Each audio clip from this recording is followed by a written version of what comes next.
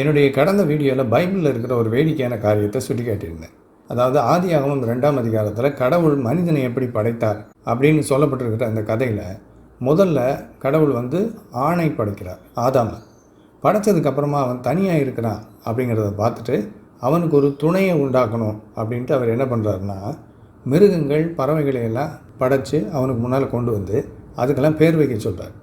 இப்போது இது ஏதோ பேர் வைக்கிறதுக்காக இந்த மிருகங்கள் பறவைகளையெல்லாம் ஆதாம்கிட்ட கூட்டிகிட்டு வந்திருக்கிறார் அப்படிங்கிற மாதிரி தெரியும்.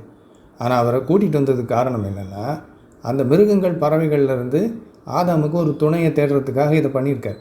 ஏன்னா அது முடிஞ்சதுக்கப்புறமா, அதாவது இந்த மிருகங்கள் பறவைகளையெல்லாம் ஆதாம்கிட்ட கூட்டிகிட்டு வந்து பேர் வச்சதுக்கப்புறமா ஆதாமுக்கோ ஏற்ற துணை இன்னும் காணப்படவில்லை அப்படின்னு அந்த வசனம் சொல்லுது. அதை பாருங்கள், 20ஆம் வசனத்தில் ஆதாமுக்கோ ஏற்ற துணை இன்னும் காணப்படவில்லை. இன்னும் காணப்படவில்லைன்னா என்ன அர்த்தம்? கடவுள் இந்த பறவைகள் மிருகங்களெல்லாம் கூட்டிகிட்டு வந்து ஆதாமுக்கிட்ட விட்டு இதுக்கெல்லாம் பேர் வைன்னு சொன்னதுக்கு அப்புறமும் இன்னும் ஆதாமுக்கு துணை காணப்படவில்லை. அப்போ எதுக்காக இந்த மிருகங்கள் பறவைகளையெல்லாம் கூட்டிகிட்டு வந்தார் கடவுள் ஆதாமுக்கிட்ட? பேர் வைக்கிறதுக்காக மட்டும் இல்லை, பேர் வைக்கிற அந்த ப்ராசஸ்லேயே ஆதாமுக்கு அந்த மிருகங்கள்லேருந்து ஒரு துணையை உண்டு பண்ணணும் அப்படிங்கிறதுக்காக, கண்டுபிடிக்கணுங்கிறதுக்காக.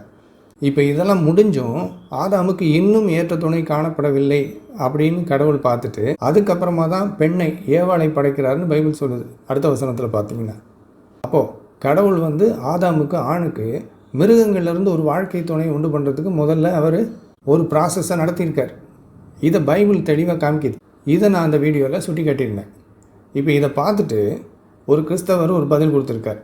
மிக சுவாரஸ்யமான ஒரு பதில். அது என்னன்னு இப்போ திரையில் பாருங்கள். அவர் சொல்கிறார், ஆண்டவர் மண்ணினாலே மிருகங்களை உண்டாக்கி ஆதாம் என்ன பெயரிடுவான் என்று பார்க்கும்படி தான் அந்த மிருகங்களை ஆதாம் இடத்தில் கொண்டு வந்தார் ஒழிய அவனுக்கு துணையை ஏற்படுத்த கொண்டு வரவில்லை என்பதை லெனின் கவனிக்க வேண்டும். முட்டாள்தனமாக வீடியோ வெளியிட்டு பதிவிடக்கூடாது. லெனின் அவர்களே, என்னுடைய இந்த வீடியோவில் போட்டிருக்கிற பதிவை பாருங்கள்.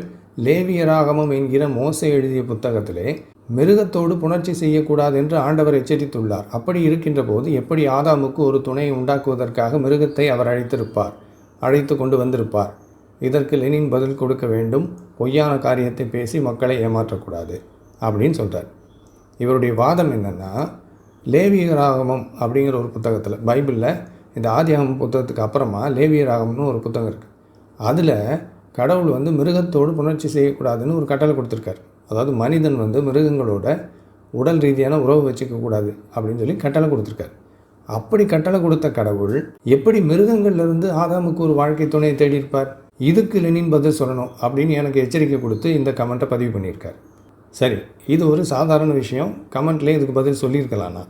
ஆனால் இதை ஒரு வீடியோவை நான் வெளியிடுறதுக்கு காரணம் என்ன அப்படின்னா, கிறிஸ்தவங்க இப்படிப்பட்ட ஒரு தந்திரத்தை பயன்படுத்தி அவங்களுடைய கடவுளை எப்போவுமே காப்பாற்றுறதுக்கு பார்ப்பாங்க. அதாவது பைபிளில் இவங்க கடவுள் ஏதாவது ஒரு தப்பு பண்ணியிருப்பார் அல்லது ஏதாவது தப்பாக ஒரு கட்டளை கொடுத்துருப்பார். இப்போ அதை நம்ம சுட்டி காட்டணுன்னா, அதாவது கிறிஸ்தவங்க மற்ற மதங்களின் கடவுள்களின் குறைகளை எல்லாம் கண்டுபிடிச்சி சுட்டி காட்டுவாங்க. ஆனால் இவங்க கடவுள் பண்ணுற தப்பை நாம் பைபிள்லேருந்து சுட்டி காட்டினா அதுக்கு ஒரு பதில் வச்சுருப்பாங்க. அது என்னென்னா, பைபிளில் வேற ஒரு இடத்துல இப்படி பண்ணுறது தப்புன்னு அந்த கர்த்தர் சொல்லியிருப்பார்.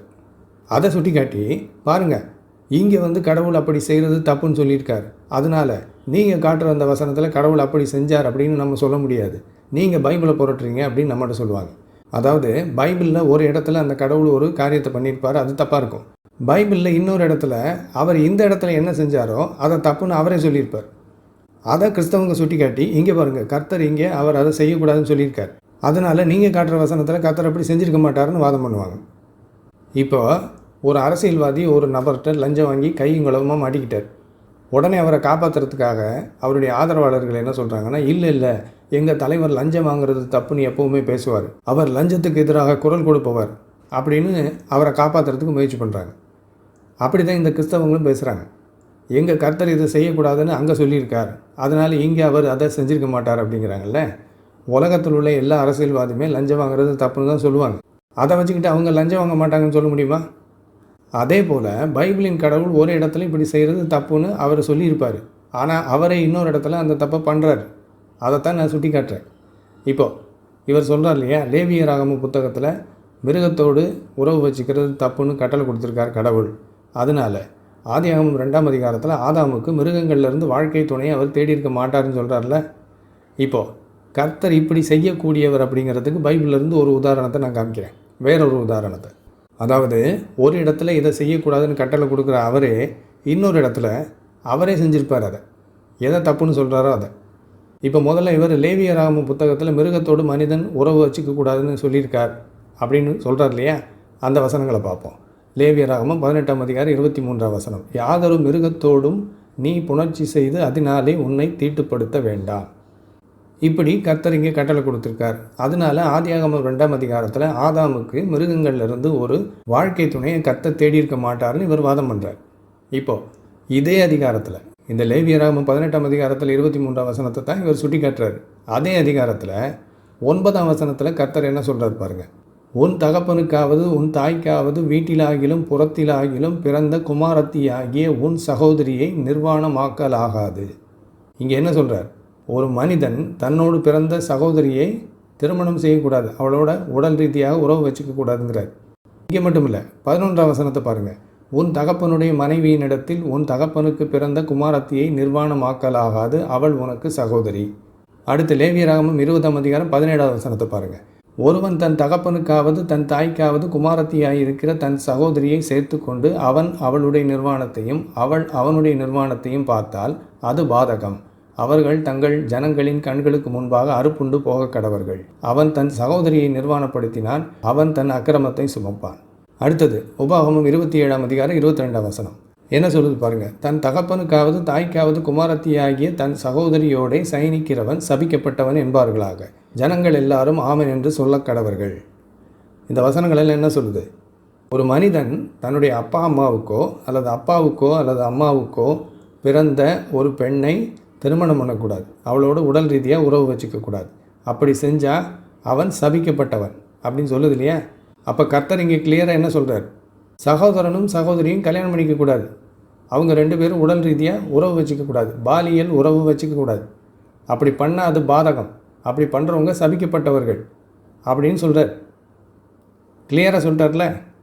இப்போ ஒரு கேள்வி. ஒரு மனிதன் தன்னுடைய சகோதரியை திருமணம் பண்ணிக்கக்கூடாது, அவளோட உறவு வச்சுக்கக்கூடாதுன்னு கர்த்தர் தானே கட்டளை கொடுத்தார். அப்படின்னா ஆதாம் ஏவாளுக்கு காயின் ஒரு மகன் இருந்தான்ல, அவனுக்கு யாரை கர்த்தர் கல்யாணம் பண்ணி வச்சார்? ஆதாம் ஏவாள் தான் இந்த உலகத்தின் முதல் மனிதர்கள். அவங்களுக்கு 2 மகன்கள், ஒருத்தன் ஆபேல், இன்னொருத்தன் காயின். ஆபேலை காயின் கொலை பண்ணிட்டான். இப்போ காயின் போய் கல்யாணம் பண்ணிக்கிட்டு பிள்ளையெல்லாம் பெற்றுக்கிட்டு அவன் ஒரு வம்சம் உருவாகுது. இந்த காயின் யாரை கல்யாணம் பண்ணான்? யாரை கர்த்தர் காயினுக்கு கல்யாணம் பண்ணி வச்சார்? யோசிச்சு பாருங்கள். அவனுடைய சகோதரியத்தான் அவன் கல்யாணம் பண்ணியிருக்கணும், வேறு யாரையும் கல்யாணம் பண்ணியிருக்கிறதுக்கு வாய்ப்பு இல்லை. அவங்க அப்பா அம்மாவாகி ஆதாம் ஏவாளுக்கு பிறந்த ஒரு பெண்ணைத்தான் கர்த்தர் அவனுக்கு கல்யாணம் பண்ணி வச்சுருக்கார். சரியா? அப்போ லேவியராகமத்திலையும் உபாகமத்திலையும் ஒரு மனிதன் தன்னோட பிறந்த சகோதரியை கல்யாணம் பண்ணிக்கக்கூடாது, அவளோட உடல் ரீதியாக உறவு வச்சுக்கக்கூடாது, அது பாதகம், அவன் சபிக்கப்பட்டவன் அப்படிலாம் சொல்கிறவர் காயினுக்கு அவனுக்கு கூட பிறந்த தங்கச்சியை தான் கல்யாணம் பண்ணி வச்சுருக்கார். அப்போ கர்த்தர் அந்த இடத்துல செய்யக்கூடாது என்று சொல்லி இருக்கிறார், அவர் எப்படி இங்கே இப்படி செய்திருப்பார் அப்படின்னு கேள்வி கேட்குறாங்கல்ல. உங்கள் கர்த்தர் அப்படிப்பட்டவர் தான். அவருடைய கட்டளையை அவரே மீறுறவர், அவரே ஒன்றும் செய்யக்கூடாதுன்னுவார். ஆனால் அதுக்கு முன்னால் எடுத்து சரித்திரத்தை பார்த்தீங்கன்னா அவர் தான் இப்படி செஞ்சுருப்பார். அவரே ஒன்று செஞ்சுட்டு அப்புறமா அவரே அதை செய்யக்கூடாதுன்னுவார். இப்படிப்பட்ட முரண்பாடு உங்கள் கர்த்தர்கிட்ட இருக்குது. நீங்கள் கும்பிடுற கடவுள் முரண்பாடு உள்ளவர். அவரே ஒன்று செய்ய சொல்லுவார், அப்புறம் கொஞ்ச நாள் கழித்து அவரே இப்படி பண்ணுறவங்கள சபிப்பார். இப்படிப்பட்ட கடவுளை காப்பாற்றுறதுக்கு ஏன் இப்படி சிரமப்பட்டுக்கிட்டு இருக்கீங்க? பைபிள் என்ன சொல்லுதோ அதை வாசித்து உங்கள் கடவுள் எப்படிப்பட்டவருங்கிறத நீங்கள் புரிஞ்சுக்கோங்க, அடுத்தவங்களுக்கு கற்றுக் கொடுக்கறதுக்கு முன்னால்.